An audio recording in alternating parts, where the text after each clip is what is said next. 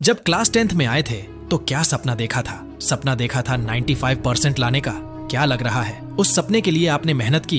अरे 15 दिन बचे हैं तुम्हारे एग्जाम आने में। अगर इन 15 दिन में अपनी पूरी मेहनत लगाते हो, पूरे एफर्ट्स लगाते हो, तो अपने रिजल्ट को बदल सकते हो, अपने पेरेंट्स को प्राउड फील करवा सकते हो। लेकिन जरूरत है मेहनत की, एफर्ट्स की, आखिरी 15 दिन में घिसने की। तुमने अभी तक कुछ पढ़ा हो या नहीं, प्री बोर्ड में तुम्हारे कितने भी कम मार्क्स क्यों ना आए हो, आज की इस वीडियो में मैं आपको ऐसी स्ट्रैटेजी बताऊंगा जिसे तुम अगर आज से लेकर बोर्ड एग्जाम तक फॉलो करते हो तो बोर्ड एग्जाम में 95 से 98% तक फोड़ सकते हो। अगर आप इस सपने को सच करना चाहते हो तो तुम्हें इस वीडियो को लास्ट तक बिना स्किप किए देखना होगा। इस वीडियो में बताया गया प्रत्येक पॉइंट आपके बोर्ड एग्जाम के लिए रामबाण सिद्ध हो सकता है। तुम्हें पता है तुम क्यों नहीं पढ़ पाए पूरी साल? क्योंकि तुम्हारा एटीट्यूड ही ऐसा है। अपने इस एटीट्यूड को बदलो। क्लास 10th की स्टार्टिंग में यह एक रेस स्टार्ट हुई थी। इस रेस में कई बच्चे तो आगे निकल गए और कई बीच में हैं, और तुम कहाँ हो ये तुम्हें पता है? आपको यह रेस जीतनी कैसे है बताता हूँ। तुम ये बताओ, तुमने अभी तक कितना सिलेबस कंप्लीट कर लिया है? कमेंट करके अभी बताओ। अगर तुमने पूरा सिलेबस कंप्लीट कर लिया है तो बहुत अच्छी बात है, और यदि नहीं कर पाए तो क्या कर रहे थे अभी तक, यह बताओ। आप इस वीडियो को देखकर ही मत चले जाना। आज से ही हार्ड वर्क चालू कर दो, पढ़ना चालू कर दो, क्योंकि अब तुम्हारे पास गंवाने का टाइम ही कहाँ बचा है। आपको जो भी करना है इन्हीं 15 से 20 दिनों में करना है। फर्क नहीं पड़ता कि अभी तक आपका कितना सिलेबस कंप्लीट हुआ है। इन बचे हुए 2 या 3 सप्ताह में जो दिन है वो आपकी मर्जी से बीतने चाहिए। ऐसा तो बिल्कुल भी नहीं होना चाहिए कि मुझे तो पता ही नहीं चला कि कैसे ये सप्ताह निकल गए। अब आपके फोन में जितने भी सोशल मीडिया अकाउंट लॉगिन है उन सबको आप अभी इसी समय लॉग आउट कर दो। अगर उनसे आपको कोई फायदा हो रहा हो तो उन्हें मिनिमाइज कर लो, वरना उन्हें अनइंस्टॉल कर दो, जो आपके समय को ज्यादा से ज्यादा खा रहे हैं। इस समय सोशल मीडिया से ज्यादा आपकी पढ़ाई इंपॉर्टेंट है। इस समय इन फेसबुक, इंस्टाग्राम की कोई जरूरत नहीं है। आप चाहे तो एग्जाम बाद में उन्हें फिर से इंस्टॉल कर लेना, लेकिन अभी के लिए इन्हें अनइंस्टॉल ही रहने दो। इस समय गलती करने का भी कोई चांस नहीं है, क्योंकि यह कोई कॉम्पिटिटिव एग्जाम नहीं है, यूपीएससी का एग्जाम नहीं है कि चलो एक बार में नहीं हुआ तो दूसरी बार फिर से ट्राई करेंगे। ये बोर्ड एग्जाम है, इसमें फेल वही होते हैं जो बिल्कुल भी पढ़े नहीं होते हैं। आपके साथ पीछे क्या हुआ वे सब बातें भूल जाओ और आज से ही अपनी क्षमता के अनुसार अपनी पढ़ाई पर जितना समय दे सकते हो उतना दो। अब कोई कंजूसी नहीं।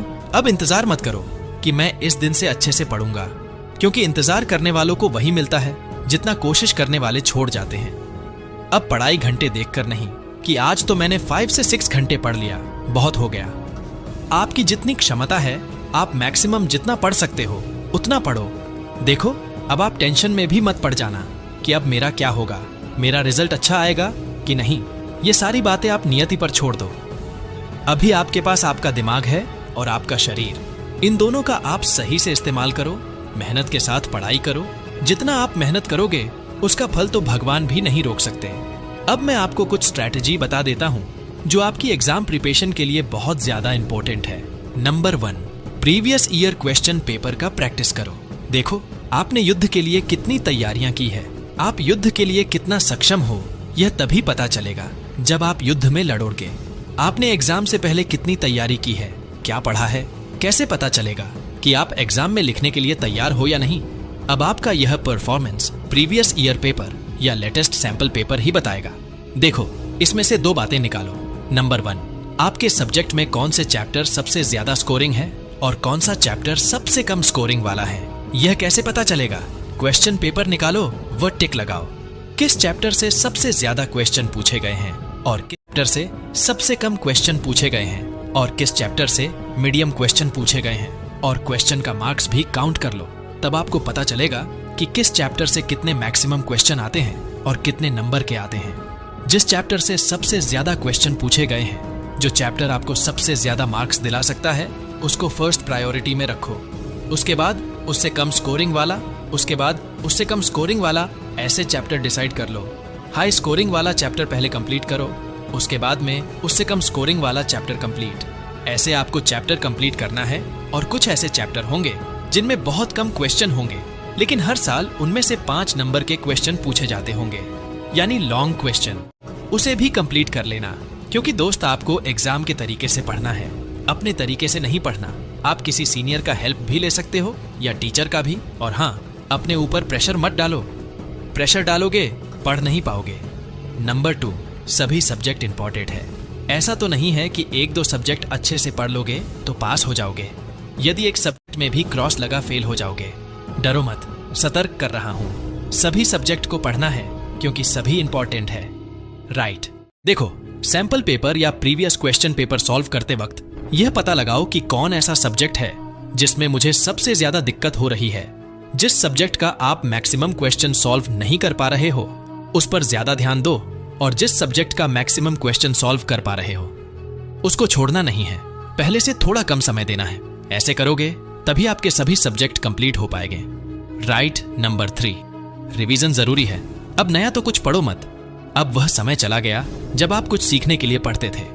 अब एग्जाम का टाइम है। जो पहले पढ़े हो उसे कम से कम 2 से 3 बार जरूर दोहरा लो। कॉन्सेप्ट को समझते हुए पढ़ो।